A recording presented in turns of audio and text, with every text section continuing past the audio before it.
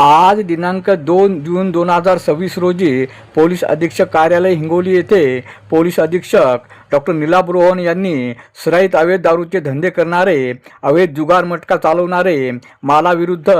व शरीराविरुद्धचे गुन्हेगारी कृत्य करणाऱ्या टोळीविरुद्ध कडक कारवाई करत महाराष्ट्र पोलीस कायदा कलम 55 नुसार एकूण 58 गुन्हेगारांना हिंगोली जिल्ह्यातून विविध कालावधीकरिता तडीपार करण्यात आले आहे। त्यामध्ये पोलीस स्टेशन हिंगोली ग्रामीण मधील 12, पोलीस स्टेशन हिंगोली शहर 11, police station Aundha Nagnath 7, police station Shengaon 7, police station Hatta 6, police station Kurunda 6, police station Basamba 5, police station Akhada Balapur 2, police station Narsi Namdev 2 असे एकूण 58 सराईत गुन्हेगारावर तडीपारची कडक कारवाई करण्यात आली आहे। अरुण दिपके, TV7 हिंगोली।